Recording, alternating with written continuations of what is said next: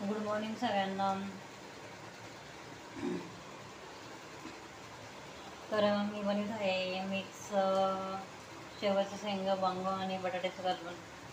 आणि इकडे हे मसाले काढलेले त्याच्यासाठी धना, फुरसण, लाल मिर्च पावडर, हळद आणि मीठ. आणि इकडे हे खोबरं आणि थोडेसे चणे टाकलेले आहेत.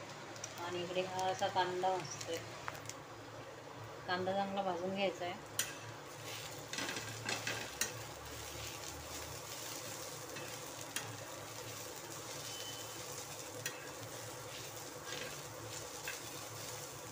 आणि आता हे सगळं वाटून घ्यायचं. ब्राऊन कलर होईपर्यंत कांदा भाजायचा. आता हे कोथिंबीर आणि हे खोबरं, कांदा एवढं वाटून घ्यायचं आणि नंतर मसाले टाकायचे.